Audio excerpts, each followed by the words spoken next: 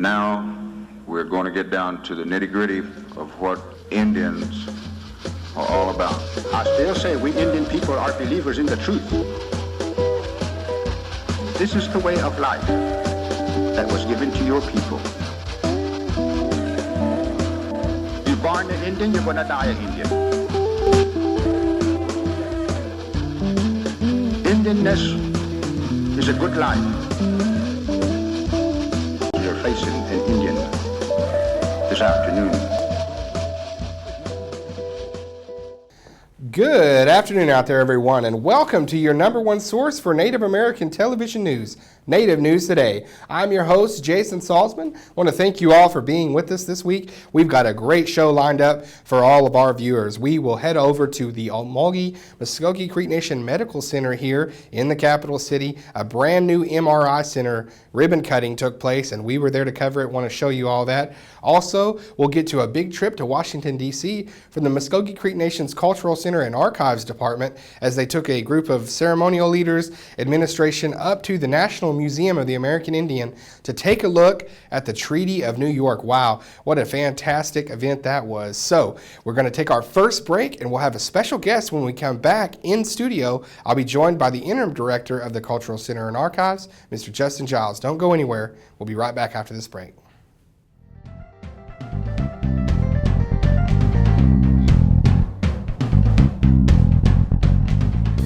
We believe if you teach a man to fish, you can feed him for a lifetime. We believe that transitioning convicted citizens back into our communities enhances public safety. We believe that every citizen, even ex-prisoners, are important and are capable of change. We believe in reclaiming our citizens and investing them back into a culture that embraces healing and restoration. We believe in reintegration. Looking for your next 18-hole adventure? Then take a look at Fountainhead Creek Golf Club. Nestled in the beautiful confines of Lake Eufaula State Park, large sloping greens and well-placed bunkers characterize the Muscogee Creek Nation's Floyd Farley designed course and offers a fine test of skill for any golfer. Stay up on all the latest gear and equipment with a visit to our pro shop. Have lunch at the Turn at the Clubhouse Grill. We're waiting to accommodate you at Fountainhead Creek. Give us a call at 918-689-3209 or visit fountainheadgolf.com to book your next round. Fountainhead Creek Golf Club, close to home, far from ordinary.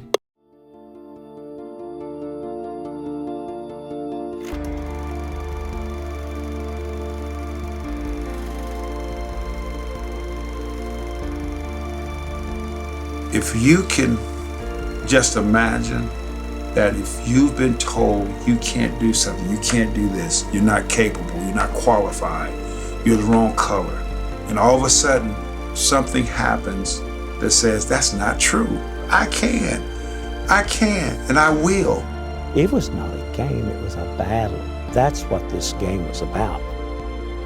Our people have endured and thrived under abnormal circumstances, and we always have, we always will. We were part of the early founding of the National Football League as a participating club. A full roster of just Native Americans. This was quite awesome for just a little town of 2,000, 3,000 people. But the bad thing is, nobody knows. The Omni Indians put together a football team that could compete at the national level. This is John Levi, and this is our dad, George. 1924 was when John made All-American. His athletic abilities were excellent. He was an equivalent to Jim Thorpe. It's unfortunate somebody like that wasn't given the notoriety that he deserved. You can imagine football in that day, with no pads and no face masks, nothing.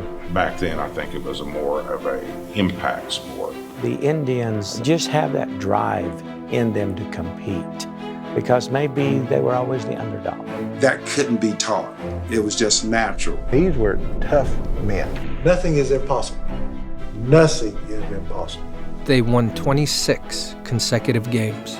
They just felt invincible. They could do anything they put their hearts to. The preparation, the people behind you. These guys are giants. We're gonna conquer the giant. Even his own family said it was just ridiculous. What are you trying to do, embarrass us? They had a passion.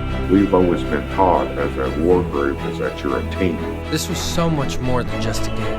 Now they had a chance to prove that not only were they capable of competing against the best team, the world champions, but worthy being on the same field as them. Two great teams under one flag battling it out on the gridiron. It's like a destiny, and that destiny is going to carry people's lives for generations to come. They decided that if they started something, they would go all the way with it, and that's exactly what they did.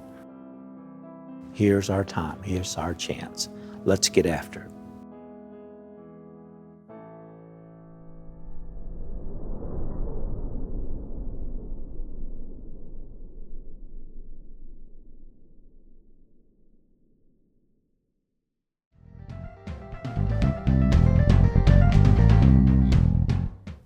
And welcome back to the program. And as promised, we've got a familiar face in studio with us today, special guest, Mr. Justin Giles. He is the interim director of the Cultural Center and Archives here at the Muscogee Creek Nation.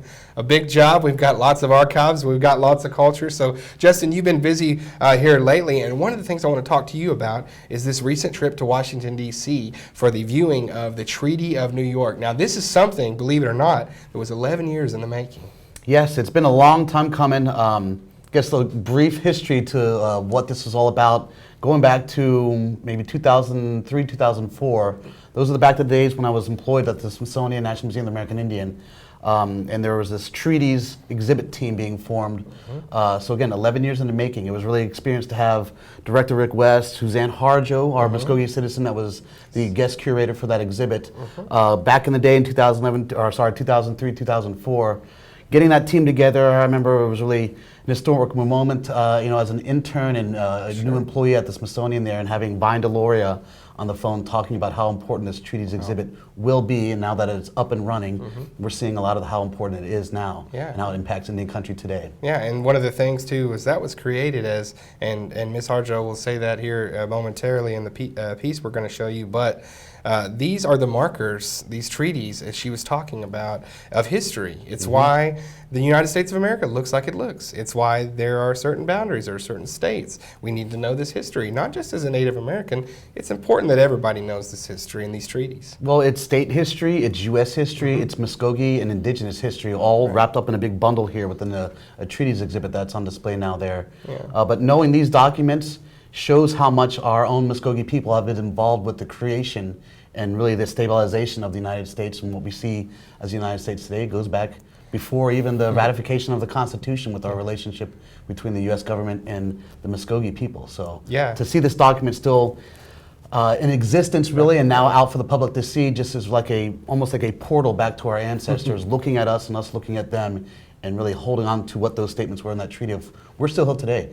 Land rights, border rights, sovereignty rights still apply today, and as the Treaty of New York mentions, it's a perpetual friendship and peace, and that's what we continue to maintain today. So very much so, yes. And all of these things that you see happen, you ask why Native Americans this and this and that. It's because these treaties, and they need to be respected. They need to be held up. Some of them aren't. Some of them have been. It's an ongoing education. And when we talk about, as you said, the genesis of this whole project 11 years ago, boy, time flies. And you guys are already back from Washington, D.C. So now I want to show our viewers out there this trip.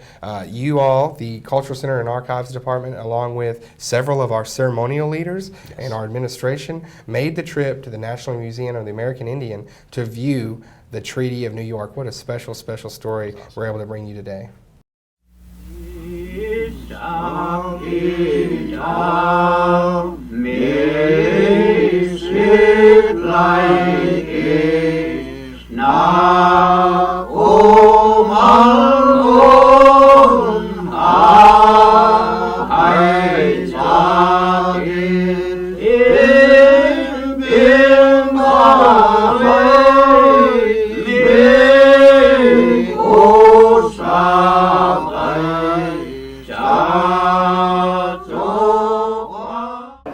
Deloria and I were original trustees, founding trustees of the museum, and we would talk about the kinds of exhibits that we needed to do, but we always said we need a foundational nation-to-nation exhibit with treaties as the markers, and that we needed to remind all the visitors that these are your treaties too. They're not just the Indians' treaties.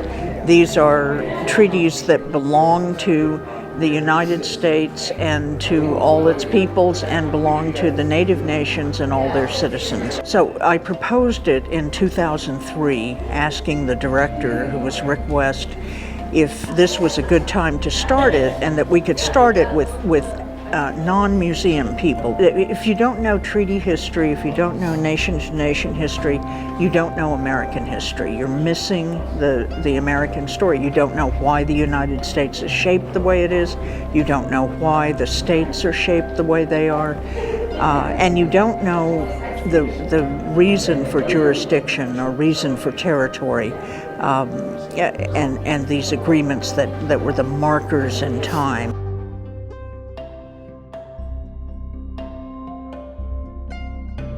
It's hugely important in the history of nation-to-nation relationships, and it's the very first one that the Muscogee peoples made with the United States.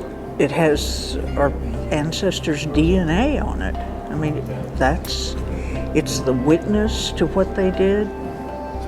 It's them saying, by their own approval, we stand by this. I mean, this is our evidence of that. And had all the treaties been observed, there would not have been that mass removal that Andrew Jackson was able to carry out. It just would not have happened. So we have long association with this country, and it's ours in a way that it can never really be anyone else's. And as you can see there, a really nice story, really good job. Amanda Rutland, our own Muscogee media representative, there with you all on the trip. And it looked like it was just really emotional, just a highly spiritual event for those, some of our elders, some of our ceremonial leaders to be able to see that document. I mean, there were a lot of moments like that even before we left. Again, even getting into the history of what the treaty was and is, and reintroducing that to some of our traditional folks, especially the Micos there. Obviously, again, as I mentioned earlier, a lot of what we are dealing today as a tribal government with the Muscogee Nation still applied to that treaty going on a little bit over 200 years ago. And the way we were looking at it is that the group that was selected to go, it was based on, first off, availability. Of course, everyone's got jobs these days, and whatever needs to be done, especially for our Micos, it's a really big, really a big journey for them to literally leave Okmulgee, or let alone Muscogee Nation and their tribal grounds to begin with, to make this journey. But once you hear about the Micos that made that trip going up to New York from Georgia, Alabama area, they felt compelled to make the trip themselves there too. But it really was about remembering our ancestors, what they went through and how they were diplomats and ambassadors and negotiators. And again, the Micos here continue that tradition. And so it really was like a mirror. You have our ancestors on the back here with that treaty here in the middle, and then our contemporary and our people today here looking right back at them. So it really is like a anchoring of remembering where we came from, remembering what we've done, what we've endured, and what we have to continue to do today. Absolutely. So there was a lot of good moments there, a lot of good Muscogee speaking too. All those Micos speak fluently, so it was good to hear that as well. Wonderful. And I know they loved seeing that document and seeing, I read some of the quotes from some of the Micos, and they said, how much it meant to see that, know that we have kept some of our ways and we have stayed true to our traditions. So great thing. Justin, will you stick with us through this next commercial here? Sure, definitely. All right, great. We're going to have Justin back with one more segment talking about all of the great things going on in his department, all of the great things going to be happening coming up. It's getting nicer outside. Going to be a lot of community involvement going on at the council house. So stay with us through this break. Be right back with another segment with Justin Giles. Here we go.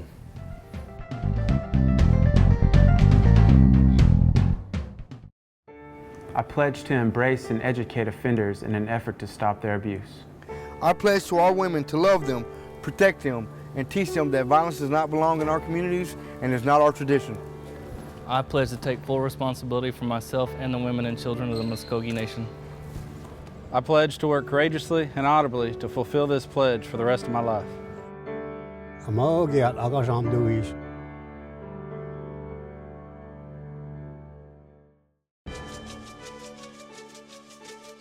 Pumakasam gadat, ibufanga, nage, adigat, punhayadit omega, ajayididet omis.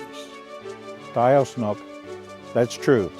Throughout the generations, our elders have taught us to preserve, share, and more importantly, protect the abundant natural resources we have here in Oklahoma.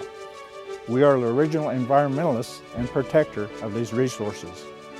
The Muscogee Creek Nation believes tribal and state governments must work together to ensure future generations will have clean air and clean water as the ultimate legacy.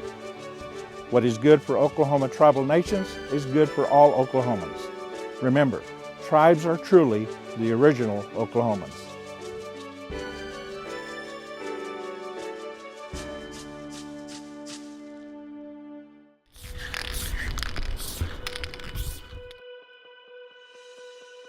I think creatively, I was just into drawing for a long time, ever since I was a kid. It wasn't until maybe around late 2007, 2008 that I became aware of the graffiti scene. It changed everything for me. You don't even really understand in the beginning what kind of journey it's going to take you on, but I think that in order to become great at what you do, it really boils down to how you feel about yourself and how you feel about your own artistic creativity and your own expression. I think it comes from a belief in oneself and pushing yourself to the limits as far as you can take it.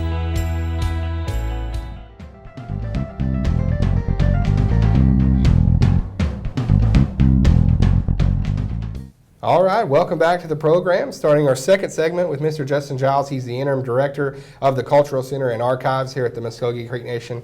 Justin, one of the things I'm so excited about with you guys always is the Council House. It's one of the most prized jewels of the Muscogee Creek Nation, that great, wonderful place. And even if nothing went on there, even if it was just a building, just rocks and wood and everything there, it would be enough. You guys, though, have taken that place and have started to integrate it as a community center, basically, for this place here, this capital city of Okmulgee. Well, getting into what we do as a profession, whether you call it museum work or cultural preservation work or cultural archival work, right. This building represents really an object within our collection, if you will.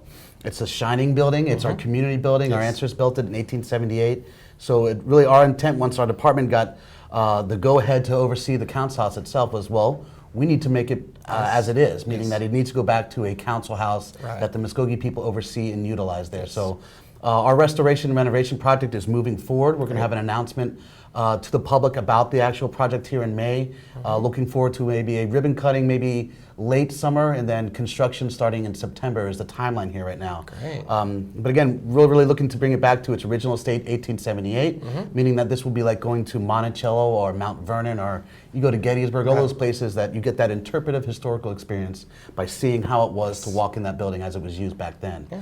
On top of that, we're looking to develop a visitor center attached to that as well too. Wonderful. Art gallery, office space, collection storage space. The whole nine. The whole nine there. We have about 7,000 objects that our community we want them to see this. Yes. We want them to know about this. That gets into our Facebook, our museum, cultural center and archives Facebook there too. There you go. More of a cultural center, not a museum necessarily, but what we're doing is getting those old images coming from the 20s, 30s, if not beyond and before that as well, to have people identify that what was going on or what that picture might have represented to the community folks here, not only our native citizens but our Okmulgee citizens as well too. And it's no, and I don't mean to interrupt, when you say about the 20s and the old photos and things, there's not a way to quantify how much that means to people to see those. Right. That oral history comes out, that memory comes out, that nostalgia comes out. That's what we want to put back in that council house there too. Yeah. And that kind of is a good way to segue into, we're having a mural project that's going to be right in there in the council house, long square there, that will represent all that nostalgia and history,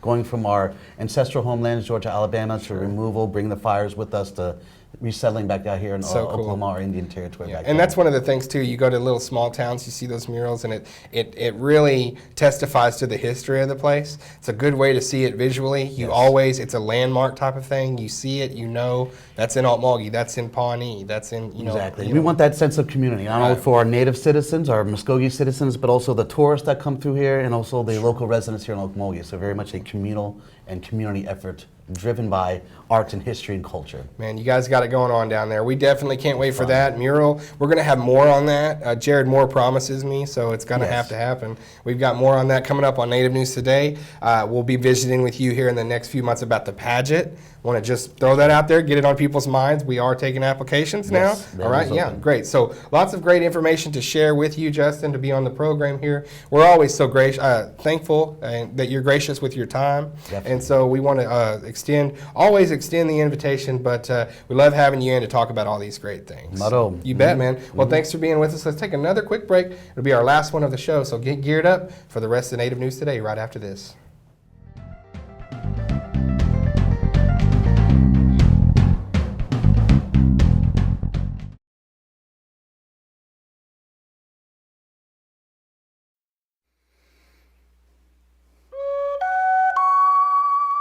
Yugunikhwania mannakhwania yuyagamta ilaka man yuktun qala jagaput.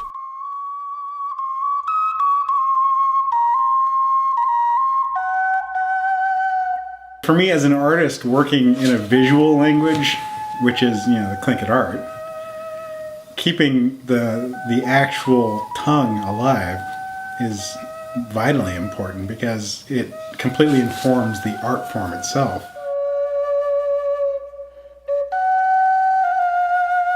They say the 7th grader was unfairly benched from her basketball game.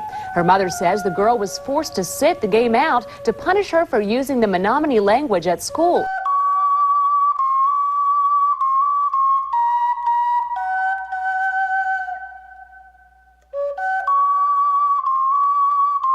All of us, we're all over the world, we're waking up. It's a global indigenous revolution and it's happening now. These are important times. These are important times and we're not alone. We're not isolated in our villages of Alaska. We're together.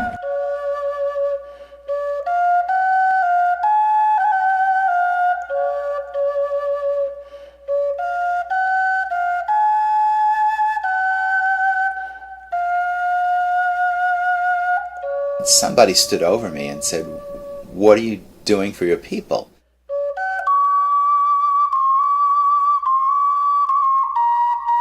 Our generation is the last chance, because if we don't do it now, our first language speakers will pass away and our language will go with them.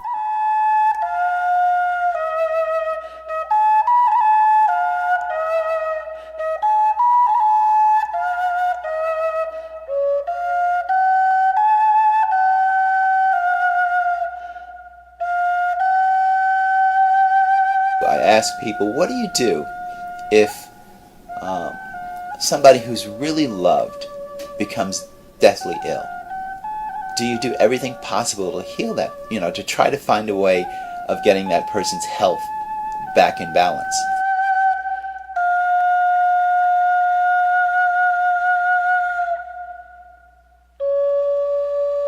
Anatinia te hiha.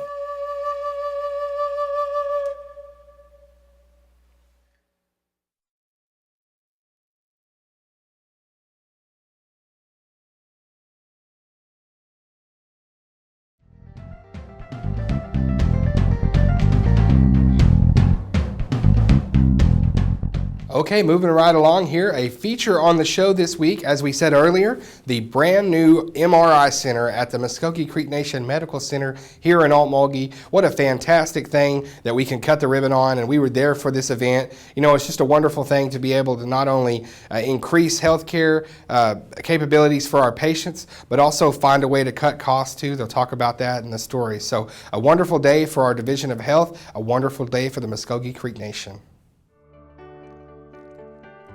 This is a day that we've been waiting for a long time.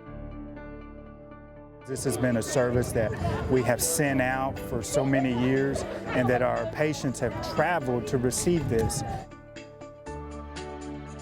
Well, this has been a huge project for me. This has been my first MRI project. So I did reach out to some other tribes that currently had MRI to see how those things were working for them. We've decided, you know, it was time that we bring it in. We were spending so much money and sending that service out. So as we sat down and started to roadmap this process, we sat down with the other departments within the tribe and collaboratively worked together to bring what we have today.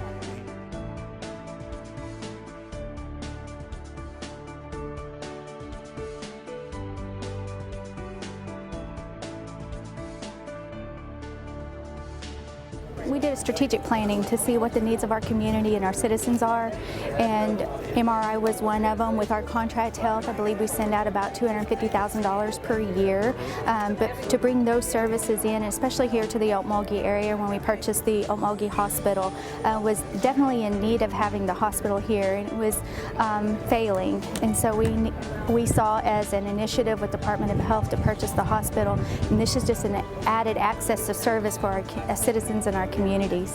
As you bring in a service like this, you're able to generate revenue off of a service like that, and it goes back into the health program and allows us to bring more services into the system. So if you're averaging, that's about 1.2 million that we will be able to keep here. That frees up contract health, but we can take that portion and put it in another area.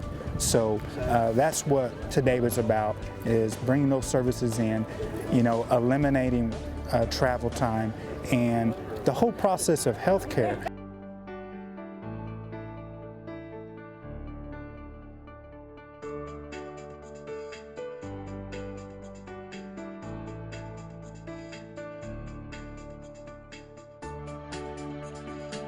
MRI, the importance of that for our people, not just accessibility, is that it's one step in the process as far as diagnosing. This is going to complement what we're looking to do with our tomosynthesis, with our mammography, and also our ultrasound.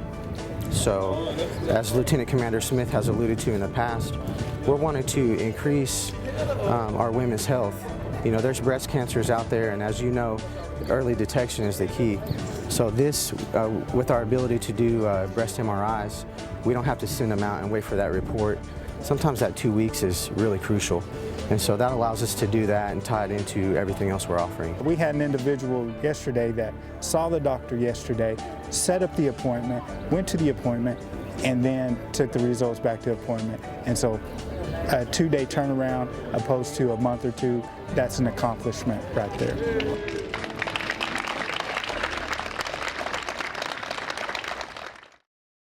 And that'll wrap up another episode of Native News Today. We want to thank everybody for making this such a great program. I want to thank again my good friend there, Mr. Justin Giles, stopping in with us, talking about some of the great things they have going on in the DC trip. What a great look back at that. And also our MRI Center. Go check it out if you get a chance and you're in the Okmulgee area and you're a Muscogee Creek citizen. All right, well, everybody, check it out at our Facebook page. Check out our Twitter page. Always keep up with us on our YouTube as well. We want you to visit the online channel, especially for those of you out of our viewing area. So for everybody here at Native News Today that makes it happen, we want to thank them and see you all next week.